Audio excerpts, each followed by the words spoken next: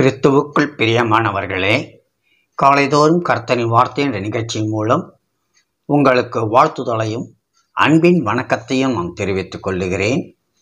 இன்றைய நாளுக்கான தேவ வார்த்தையானது சங்கீதங்களின் புத்தகம் 127 2ஆம் வசனம். 127ஆம் சங்கீதம் 2ஆம் வசனம்.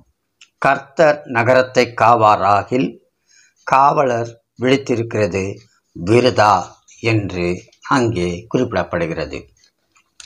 இந்த வார்த்தை நமக்கு மிகவும் பிரயோஜனம் உள்ளதாக காணப்படுகிறது. கர்த்தர் நகரத்தை காவாராகில் காவலர் விழித்திருக்கிறது விருதா என்று தெளிவுபட அங்கே குறிப்பிடப்படுகிறது. இதிலே ஒன்றை நாம் புரிந்து கொள்ள வேண்டும். கர்த்தருடைய தேசமாகிய இஸ்ரவேல் தேசம் அதனுடைய சத்துருக்களின் கைகளில் ஒப்பு கொடுக்கப்படும் என்று கர்த்தர் கூறினார். எப்போது? எரேமியா 21:10 அந்த வார்த்தையை நாம் கவனிக்கிறோம் இல்லையா? அவ்விதமாக கவனிக்கின்ற வேளையிலே இது ஆச்சரியமாக இருக்கிறது. அதுவும் உண்மைதான். கர்த்தர் தன்னுடைய முழு பிரியத்தையும் வைத்திருந்த தேசம்தான் இஸ்ரவேல் தேசம். தம்முடைய ஜனத்திற்காக அவர் பார்த்து வைத்த தேசம்தான் அது. ஆனாலும் ஒரு குறிப்பிட்ட வேளையில் அந்த தேசம் அதனுடைய சத்துரு கையில் ஒப்பு கொடுக்கப்படும் என்றும் அதனுடைய சத்துருக்கள் அந்த தேசத்தை அக்கினியால் சுட்டெரிப்பார்கள் என்றும் கர்த்தர் கூறினார். ஏன் இந்த நிலைமை? இவ்விதமாய் அந்த தேசத்தை அதனுடைய சத்துருக்கின் கையில் கர்த்தர் ஒப்பு கொடுக்க காரணம் என்ன? பாவமும் அக்கிரமும் தான்.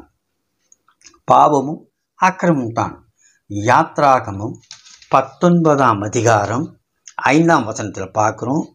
இப்பொழுது நீங்கள் என் வாக்கை உள்ளபடி கேட்டு என் உடன்படிக்கையை கை கொள்ளுவீர்களானால் சகல ஜனங்களிலும் நீங்களே எனக்கு சொந்த சம்பத்தாய் இருப்பீர்கள் என்று ஆண்டவர் அங்கே குறிப்பிடுகின்றார்.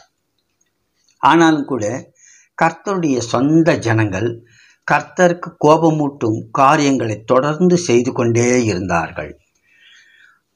அவர்கள் மனம் திரும்பும்படி தேவனாகிய கர்த்தர் தம்முடைய தீர்க்கதரிசிகளை அவர்களிடம் அனுப்பினார். தம்முடைய தீர்க்கதரிசிகளை அவர்களிடம் அனுப்பினார். அதாவது கர்த்தரால் அனுப்பப்பட்ட தீர்க்கதரிசிகள் பேசின கர்த்தருடைய வார்த்தைகளுக்கு அவர்கள் செவி கொடாமல் போனதுமின்றி அவருடைய நாமத்தினால் பேசின தீர்க்கதரிசிகளை சிலரை கொன்றும் போட்டார்கள் என்று பார்க்கிறோம் இல்லையா? நியாயாதிபதிகள் 2ஆம் அதிகாரம் 12ஆம் வசனம். நியாயாதிபதிகள் 2ஆம் அதிகாரம் 12ஆம் வசனம். தங்கள் பிதாக்களை எகிப்து தேசத்திலிருந்து புறப்பட பண்ணின அவர்களுடைய தேவனாகிய கர்த்தரை விட்டு தங்களை சுற்றிலும் இருக்கிற ஜனங்களுடைய தேவர்களுடைய அந்நிய தேவர்களை பின்பற்றி போய் அவர்களை பணிந்து கொண்டு கர்த்தருக்கு கோபம் மூட்டினார்கள் என்று அங்கே பார்க்கிறோம். தேவனை தொழுது கொள்வதை தவிர சுற்றிலும் இருக்க ஜனங்களின் தேவர்களை அவர்கள் தொழுது கொண்டு கர்த்தருக்கு கோபம் மூட்டினார்கள் என்றும் பார்க்கிறோம். எனவே அந்த தேசத்தின் மேல் கர்த்தருடைய உக்கிர கோபம் மூண்டது.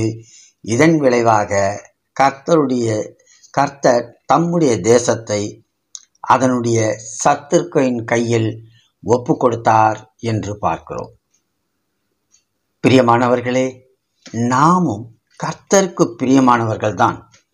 கர்த்தரை கோபப்படுத்தாமலும் அவருடைய வார்த்தைகளை தள்ளாமலும் இருந்து அவருடைய வழியில் நாம் நடப்போம் என்றால் நாமும் தேவ பாதுகாப்புடன் வாழலாம். கர்த்தருடைய வார்த்தைகளை தள்ளி அவரை கோபப்படுத்தி நாம் வாழும்போது ஒருவேளை நாமும் சத்துருக்கள் கரத்தில் ஒப்பு கொடுக்கப்படலாம். எனவே நாம் ஜாக்கிரதையாயிருந்து கர்த்தருடைய ஆசீர்வாதங்களை மட்டுமே சுதந்திரிக்கின்றவர்களாக கர்த்தருக்கு பிரியமுள்ளவர்களாக நடந்து வாழ்வோம். தேவன் தாமே நம் அனைவரையும் ஆசீர்வதிப்பாராக. ஆமென். ஆமென்.